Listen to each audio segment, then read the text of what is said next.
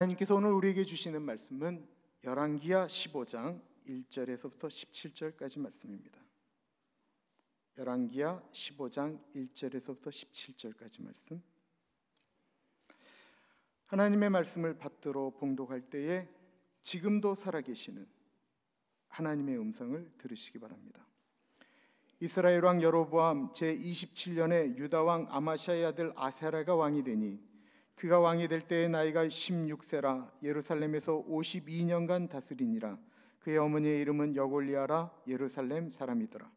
아사랴가 그의 아버지 아마시아의 모든 행위대로 여호와 보시기에 정직히 행하였으나 오직 산당은 제거하지 아니하였으므로 백성이 여전히 그 산당에서 제사를 드리며 분향하였고, 여호와께서 왕을 치셨으므로 그가 죽는 날까지 나병 환자가 되어 별궁에 거하고 왕자 요담이 왕궁을 다스리며 그 땅의 백성을 치리하였더라.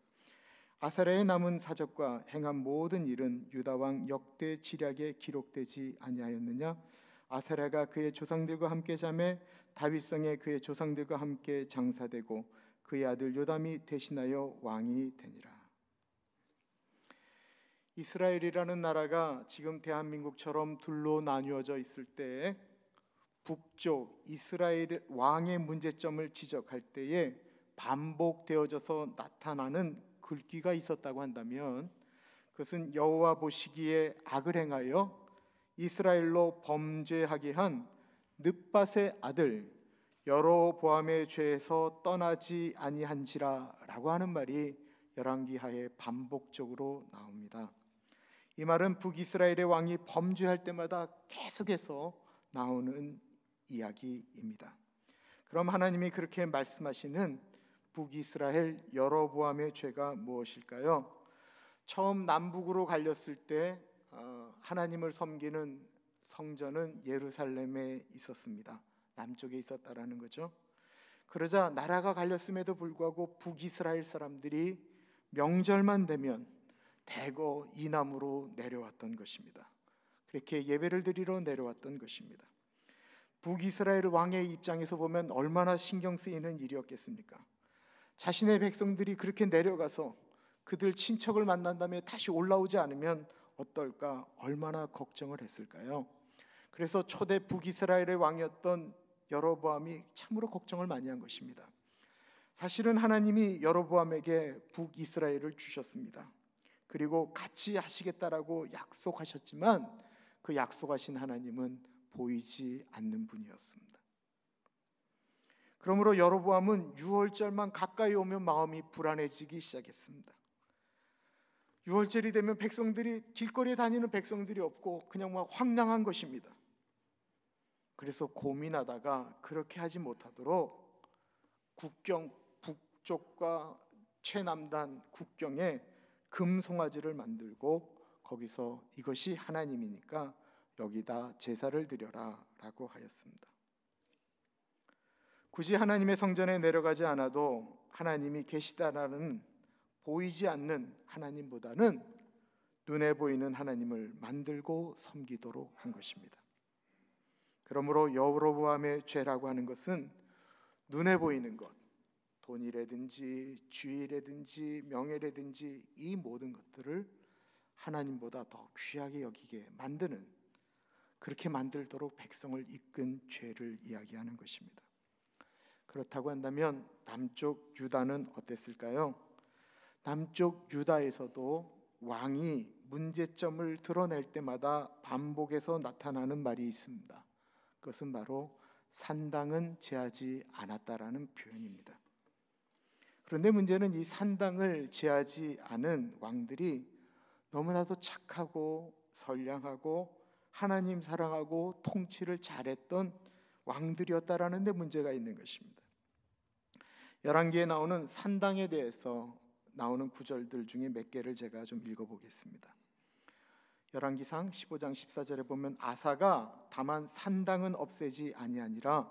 그러나 아사의 마음이 일평생 여호와 앞에 온전하였으며 여호사밧이 그의 아버지 아사의 모든 길로 행하며 돌이키지 아니하고 여호와 앞에서 정직히 행하였으나 산당은 폐하지 아니하였으므로 백성이 아직도 산당에서 제사를 드리며 분향하였더라.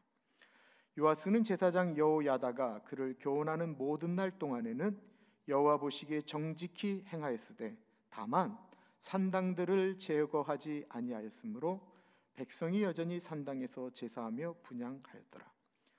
아마샤가 여호와 보시기에 정직히 행하였으나 그의 조상 다윗과는 같지 아니하였으며 그의 아버지 요아스가 행한 대로 다 행하였어도 오직 산당들을 제거하지 아니하였으므로 백성이 여전히 산당에서 제사를 드리며 분향하였더라. 아사랴가 그의 아버지 아마샤의 모든 행위대로 여호와 보시기에 정직히 행하였으나 오직 산당은 제거하지 아니하였으므로 백성이 여전히 그 산당에서 제사를 드리며 분향하였고, 요담이 그의 아버지 우시아의 모든 행위대로 여호와께서 보시기에 정직히 행하였으나 오직 산당은 제거하지 아니하였으므로 백성이 여전히 그 산당에서 제사를 드리며 분향하였더라. 그렇다고 한다면 이 산당이라고 하는 것이 무엇일까요? 말 그대로 높은 곳에서 제사를 지내는 곳, 산에 있는 예배당이다라는 뜻입니다. 이스라엘 사람들은 하나님의 성전이 예루살렘에 서기 전까지 모두 이 산당에서 하나님께 제사를 드렸습니다. 그렇다고 한다면 꼭 그렇게 나쁜 것도 아닌데 왜 이렇게까지 강조하는 것일까요? 문제는 이 산당은 처음에 이스라엘 민족이 만든 것이 아니었다라는 것입니다. 아주 오래전에 모세의 지도에 따라서 이스라엘 민족이 이집트를 탈출해서 가나안에 들어오게 되었을 때 이미 가나안 사람들이 그들이 섬기는 신들을 위해 만든 신전이 바로 이 산당이었습니다. 모세는 너희가 가나안을 정복하면 꼭 이 산당을 제거하라고 명령을 하였습니다. 레위기 26장 30절에 보면 내가 너희의 산당들을 헐며 너희의 분향단들을 부술 것이다 라고 이야기를 했고, 민수기 33장 52절에 보면 그 땅의 원주민을 너희 앞에서 다 몰아내고 그 새긴 석상과 부어 만든 우상을 다 깨뜨리며 산당을 다 헐라라고 명령하였습니다. 그러나 어찌된 일인지 이 산당은 없어지지 않았습니다. 이 그림을 이렇게 생각해 보시면 됩니다. 어느 유명한 잘 지은 절이 하나 있는데 그 절에 더 이상 시주하는, 그 절을 다니는 신도들이 다 사라지게 되었습니다. 그것이 매물로 나와서 교회가 그 건물을 산 것입니다. 그 절을. 그리고는 그 절터가 좋고 건물이 좋으니까 그걸 다 헐어버린 다음에 예배당을 지은 것이 아니고 가만히 보니까 그냥 꼭대기에다 십자가만 달면 될 것 같아요. 그래서 절에다가 십자가를 딱 달았어요. 들어가 봤더니만 법당에 석가모니께서 웃고 계시는데 왠지 이쁜 모습이에요. 그래서 굳이 저 석가모니를 없애지 말고 잘 보존하자. 그리고 석가모니는 옆에 두고 가운데는 또 십자가를 걸었어요. 이런 그림이에요, 그림이. 그러다 보니까 심지어 그 유명한 사무엘 선지자 때도 이 산당에 대한 이야기가 나옵니다. 사무엘상 9장 14절에 보면 그들이 성읍으로 올라가서 그리로 들어갈 때에 사무엘이 마침 산당으로 올라가려고 마주 나오더라. 사무엘이 산당에서 예배 드리러 갔다라는 것입니다. 솔로몬 시대에는 심지어는 하나님의 성막이 이 산당 가운데 있는 것을 이야기하고 있습니다. 열왕기상 3장에 보면 그때까지 여호와의 이름을 위하여 성전을 아직 건축하지 아니하였으므로 백성들이 산당에서 제사하였고 솔로몬이 여호와를 사랑하고 그의 아버지 다윗의 법도를 행하였으나 산당에서 제사하며 분향하더라. 이에 왕이 제사하러 기브온으로 가니 거기는 산당이 큼이라 솔로몬이 그 제단에서 1천 번제를 드렸더라. 그러므로 하나님의 성전이 세워지기 전에는 할 수 없이 산당에서 제사를 지내는 것을 허용하였지만 솔로몬이 하나님의 성전을 세웠으니 이제는 헐어버려야만 했습니다. 그러나 그때도 헐지 않았습니다. 산당을 헐지 않자 그곳에서 우상을 섬기는 일들이 계속해서 발생하게 됐습니다. 그리고 그 시초가 다름이 아닌 하나님의 성전을 지은 솔로몬 때 극심하게 이루어집니다. 열왕기상 11장 6절입니다. 솔로몬이 여호와의 눈앞에서 악을 행하여 그의 아버지 다윗이 여호와를 온전히 따름같이 따르지 아니하고 모압의 가증한 그모스를 위하여 예루살렘 앞 산에 산당을 지었고 또 암몬 자손의 가증한 몰록을 위하여 그와 같이 하였으며. 그러자 솔로몬의 아들도 똑같이 행동을 합니다. 열왕기상 14장에 보면 솔로몬의 아들 르호보암은 유다 왕이 되었으니 르호보암이 왕에 오를 때의 나이가 42세라. 여호와께서 자기 이름을 두시려고 이스라엘 모든 지파 가운데서 택하신 성읍 예루살렘에서 17년을 다스리니라.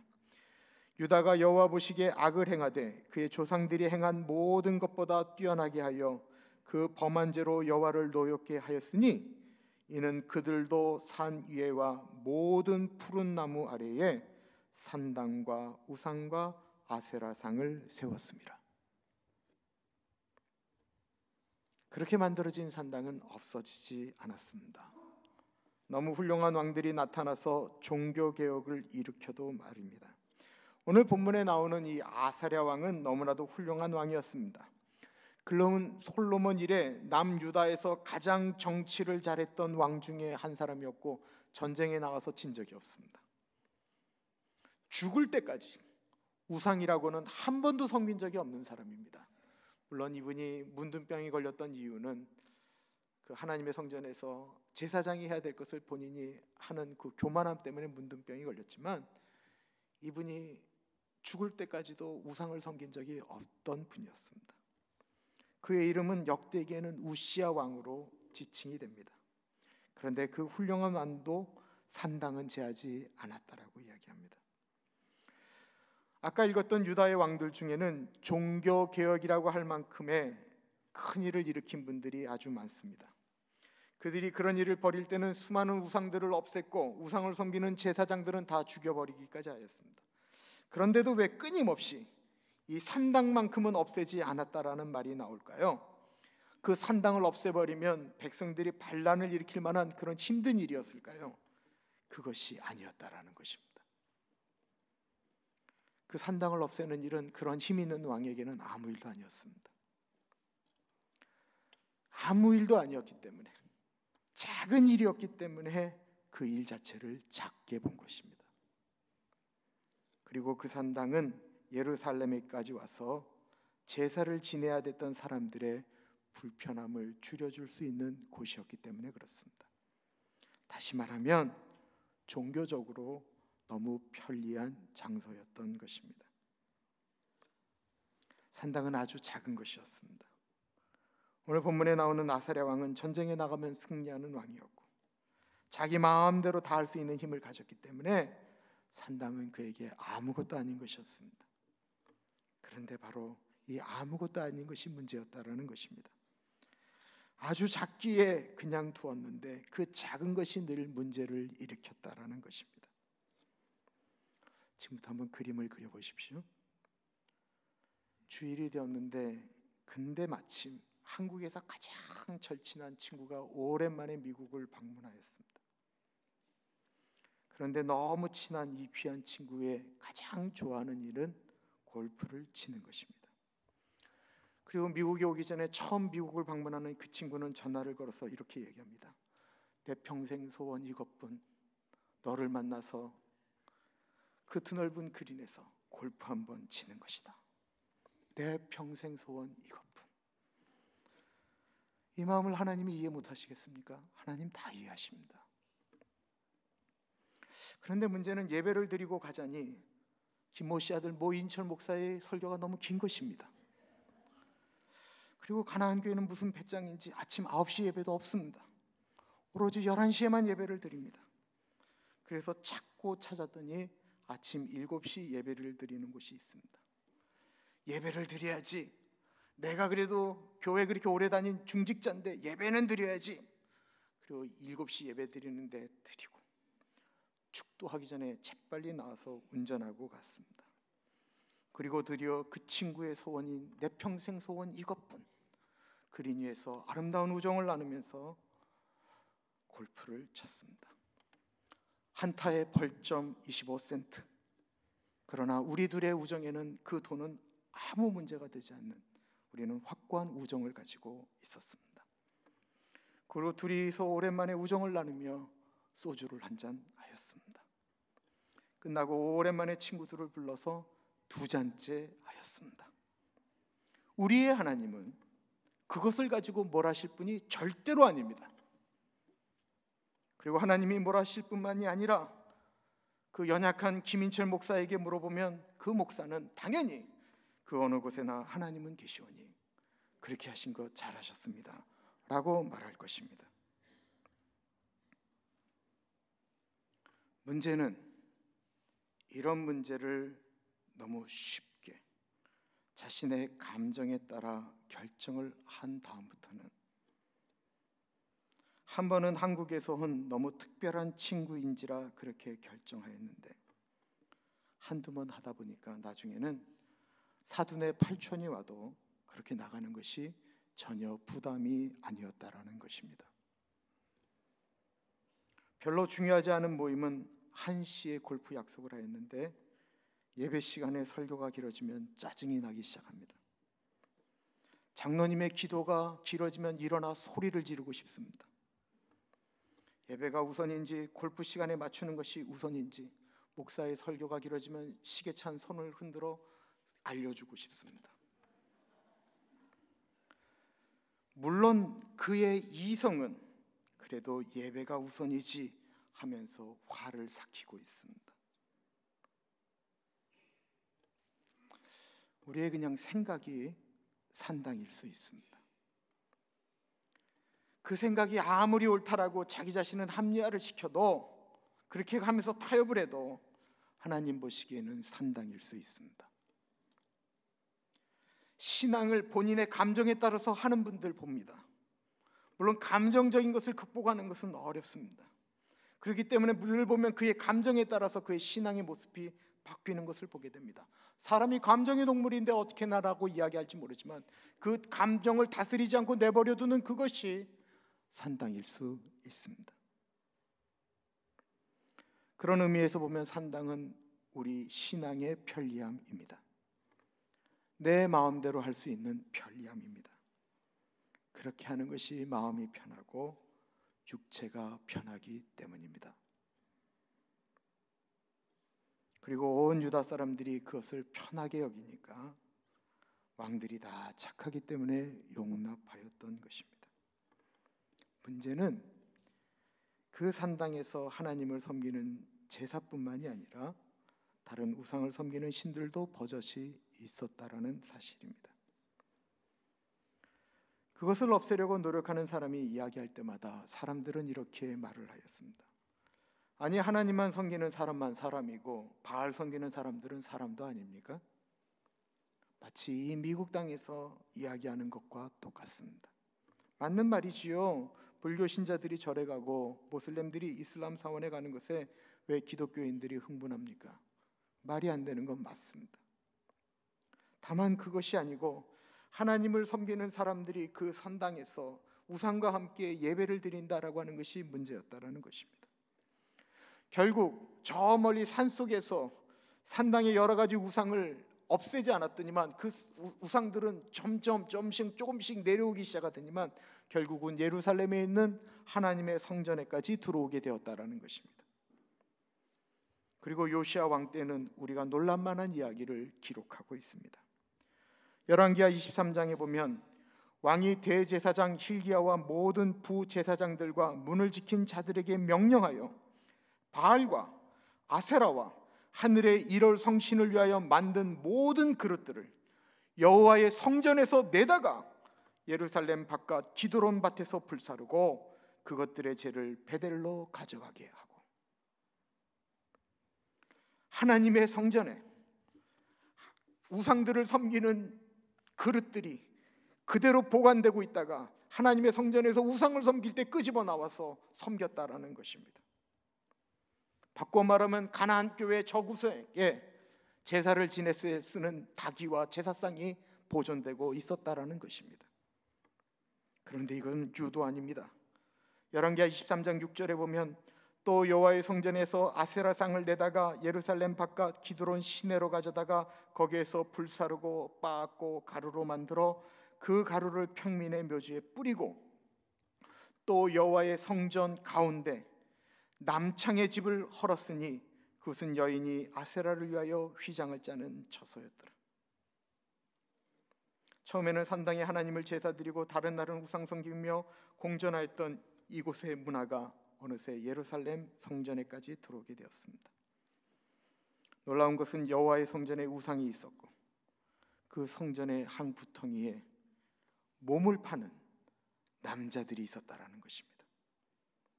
그곳에서 아세라 여신을 위하여 휘장을 짜는 여자들이 있었다라는 것입니다.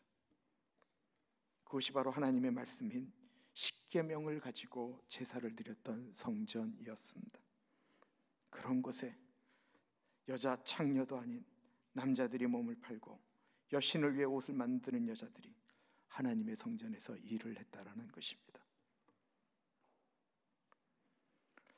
오늘날 종교적 평화를 주장하는 분들이 보기에는 세상에서 가장 아름다운 장면일지도 모르겠습니다.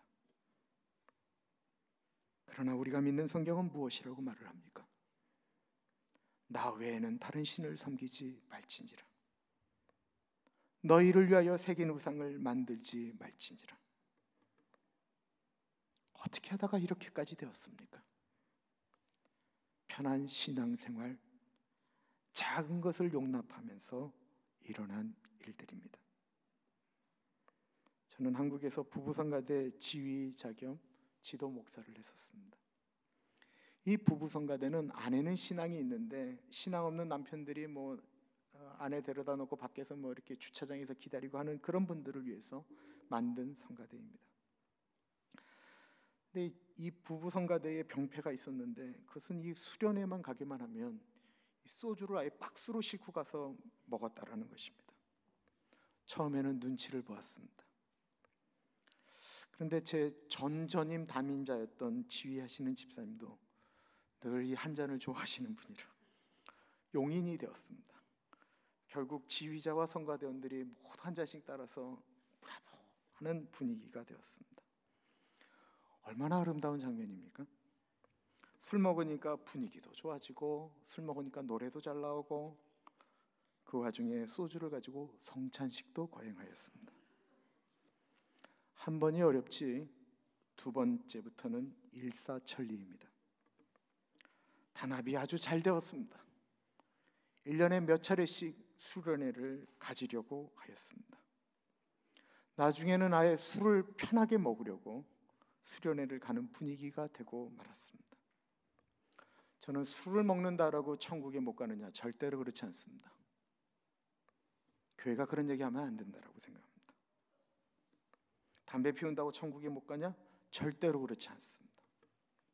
그러나 처음에 작은 것을 용납하는 순간 교회에 와서 제대로 신앙생활을 좀 해보겠다라고 하는 초신자들이 교회라는 것이 앞에서는 그렇게 얘기하는 거지만 뒤에서는 다 딴짓하는 곳이구나 라고 생각을 하게 되었다라는 것입니다.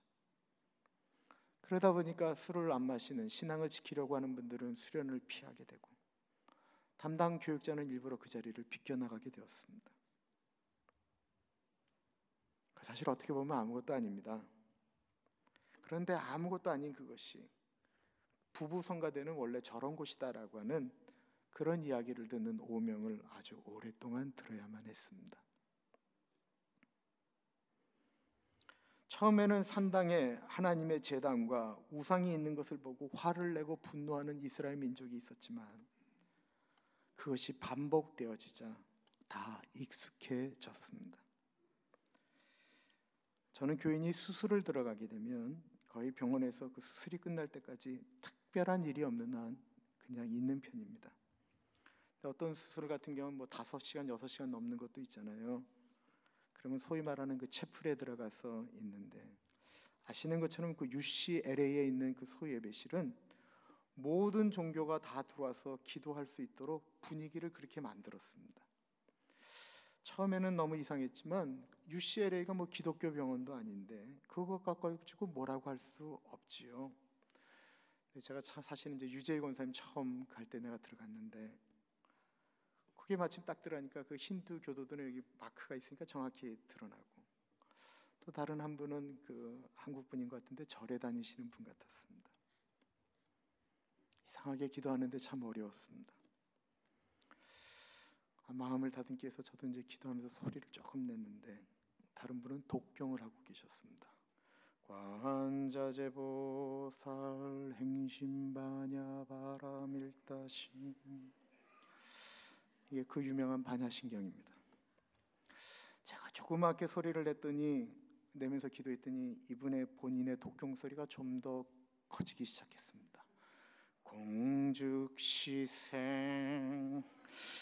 그래서 제가 좀 더 소리를 냈더니 이분의 소리가 좀 더 커지기 시작했습니다.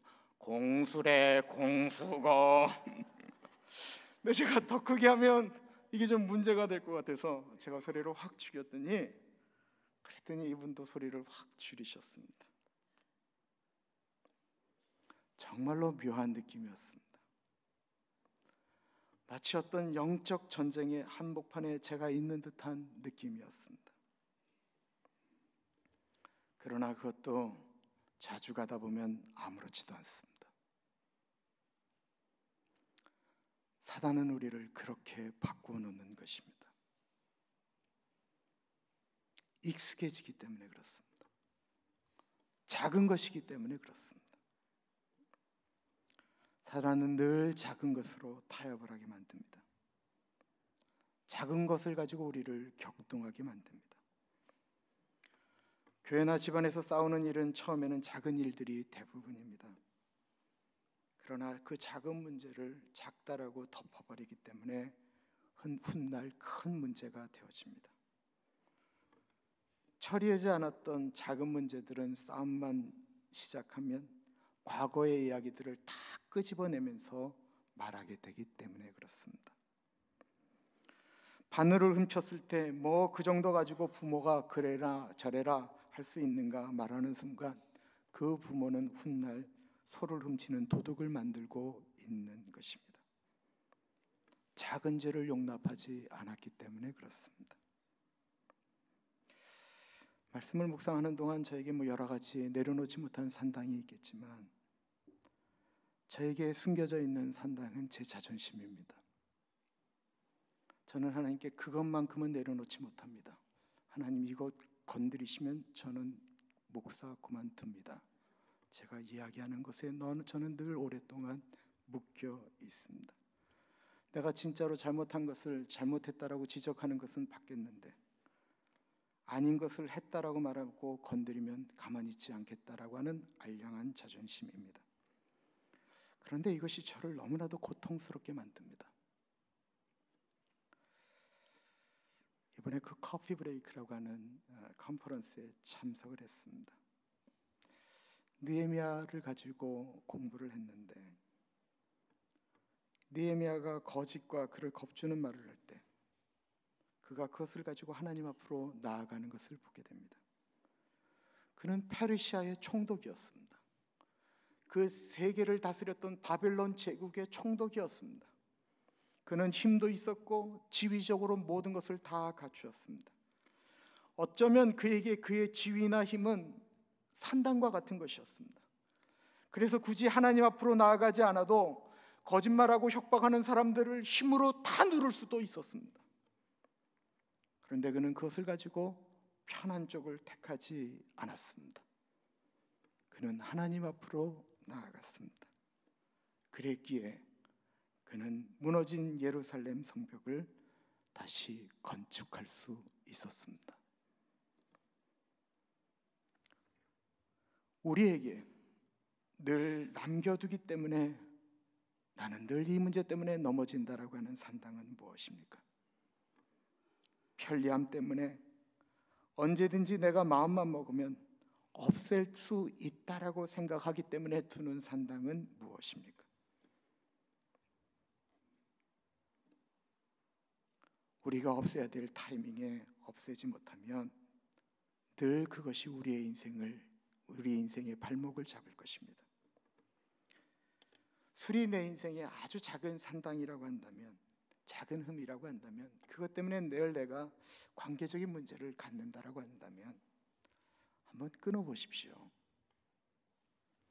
내가 감정 조절이 잘 안 돼서 어쨌든 보면 불뚝불뚝 화를 낸다라고 한다면 한번 그것을 가지고 주님 앞으로 나아가 보십시오. 그 작은 것이 훗날 내 인생을, 우리의 인생을, 우리 교회의 인생을, 이 사회의 인생을 망가뜨리기 전에 말입니다. 기도하겠습니다.